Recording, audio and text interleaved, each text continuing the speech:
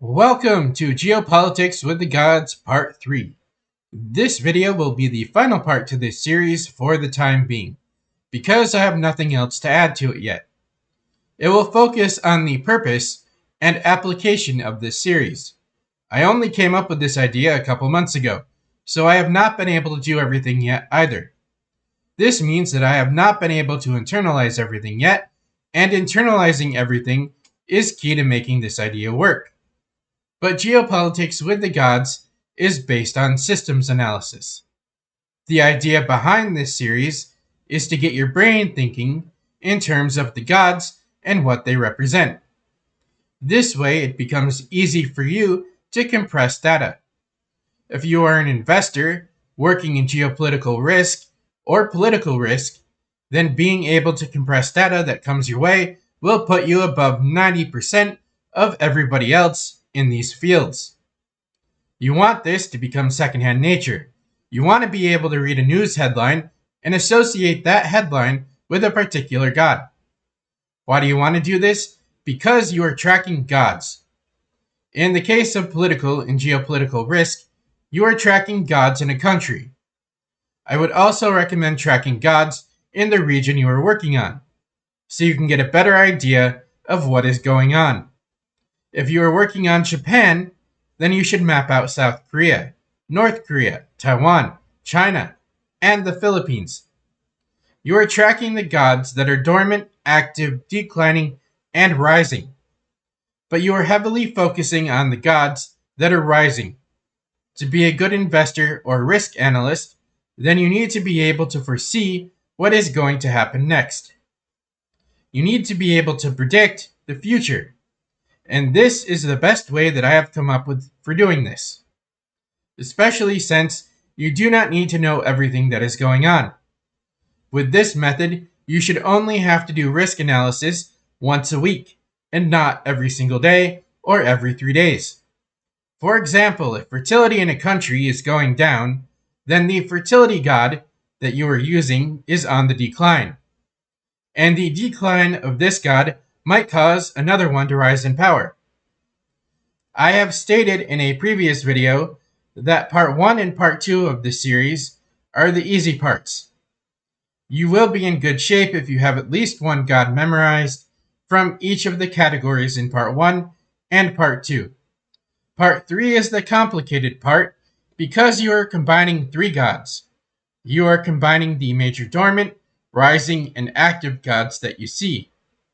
But this does not mean that these are the only gods around, so you should be aware of the gods that are also hanging out in the background. If you can do that, then you will be in the top 1% of the people in these fields, especially when it comes to investing. The thing that makes this part complicated is that we are tracking 3 gods. This means that there are an endless number of god combinations, but I will be outlining 24 different combinations in this video. If you memorize them, then you should be mostly good, but you can also come up with your own combinations. You can also do the tracking differently. You can experiment with this and learn something that I haven't learned yet. I will be updating this series if I come up with anything new. I will also continue to add any gods that I can to this series. I think the more gods you know, then the better off you will be. I would also like to remind people that if you are on the left and you work in a political risk firm of some sort, then this series will not work for you. This is since most political risk firms lean left, and they have their own way of doing things. They have their own culture, and you aren't allowed to deviate from how the political risk firms operate. But if you are starting your own business or doing your own thing, then this will work for you. I made this series because I am moderately right-wing, and I wanted to start my own business that could compete with the progressive juggernauts that dominate these fields. If you are an outsider like me, then this is who this series was designed for. But if you have any questions or concerns, then feel free to let me know in the comments somewhere. I will try my best to answer any questions. But I also want to remind everybody that I am still in the learning process as well. The rest of this video will be me going over the 24 combinations at the top of each slide. I will have a name for the combination because it might help you with memorization. I think these combinations are a good starting point, but I do not think you are stuck with them. If you can come up with your own combination of 3 gods, then that might make it easier for you to remember everything. All I'm saying is that you should do some experimenting. I would also like to note that I have decided to heavily focus on geopolitics, geopolitical risk, political risk, and investing on this channel. I will be coming at it from a realist perspective, because I am a political realist. Hopefully, my videos in the future are of use to somebody.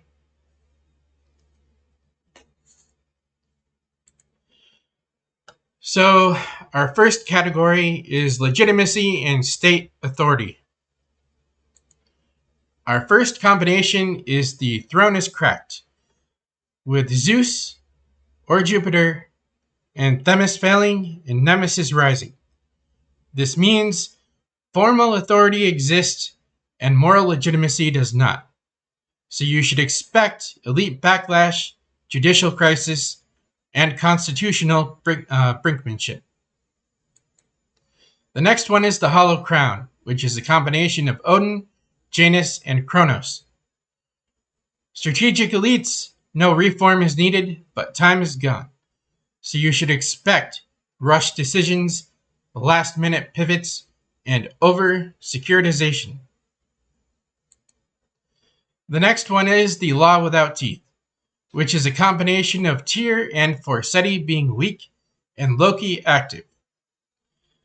Rules exist, but bad actors exploit loopholes. So you should expect corruption normalization and selective enforcement. Our next category is violence and security. The Mob Awakens, which is a combination of Ares and Dionysus and Hermes. Emotionally driven violence amplified by narrative velocity. So you should expect riots, viral unrest, and symbolic targets. The next one is the Barracks Rule, which is a combination of Mars, Tyr, and Zeus. Order maintained through disciplined force. You have upward stability in the short term and downward legitimacy in the long term. The Shield is Sound, which is a combination of Athena, Thor, and Forseti. Competent defense and internal trust. Low immediate risk. Our next category is economic and material stress. So we have Bread and Silence. We have Ceres and Jupiter and Hermes. State buys calm through provisioning and messaging. So you should expect sustainable only while money holds. The Extraction Spiral, which is a combination of Pluto, Plutus, and Nemesis. Wealth concentration triggering inevitable backlash. So you should expect tax revolts and expropriation risk. Empty Granaries, which is Demeter failing, plus Ares and Kronos. Food stress with time pressure, so you should expect sudden unrest and urban fracture. Next up, we have information and ideology.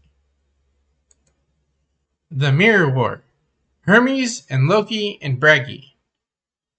Competing realities and narrative fragmentation, so you should expect polarization and trust collapse. The Oracle Ignored, which is Apollo failing, and Kronos and Janus. Experts warn, and leadership delays. So you should expect crisis blamed on unexpected events. The Sacred Lie, which is a combination of Zeus and Bragi, and Nemesis being latent, which is foundational myth upheld despite violence. So you should expect long-term fracture being inevitable. social cohesion and demographics. The cold hearth. We have Hestia failing, and Hell and Kronos.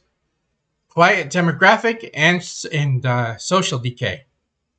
So you should expect long-term stagnation, but not riots. The fractured house. We have Hera and Dionysus and Nemesis. You have family and social norms collapse under emotional pressure. So you should expect cultural conflict politics. Next up we have Peace Without Roots. We have Irene and Athena being absent, and Janus. Peace exists, but no strategy sustains it. So you should expect fragile ceasefires. Next up we have Systemic and Irreversible Risk. We have The Thread is Cut, which is a combination of Moirai and Kronos and Pluto. Hard structural limits reached, so you should expect defaults and irreversible loss under this combination. The River Has a Course, which is a combination of Norns, Odin, and Athena. Elites understand fate and adapt early, so you should expect managed decline or controlled transition. Next up we have Collapse and Transformation. Ragnarok Light, which is a combination of Ares and Loki and Janus. Controlled chaos during transition, so you should expect risk high and the outcome to be open. Next up we have the Festival Before the Fall, which is a combination of Dionysus, Plutus, and Hermes. Artificial optimism masking decay, so you should expect to watch for sudden crashes. The Gate Turns. We have a combination of Janus, Athena, and Zeus. Legitimate, well-managed transition. You should expect rare, but this should be the gold standard. So you shouldn't expect this at all, but it can happen. Next up, we have meta patterns. We have Nemesis is Stirring, and this is Nemesis appears in 3+ constellations or god combinations, which is a backlash phase unavoidable. Kronos Dominance. Kronos appears everywhere. Delays now matter more than ideology. We have Loki Saturation being next, and Loki is in info and law and security combinations. System is being gamed but not attacked. Silent Collapsed is a combination of Hell, Pluto, and Hestia. No dramatic failure, just disappearance. Thanks for watching. Have a fantastic day or night. Leave a comment in the comments below if you have any questions or concerns.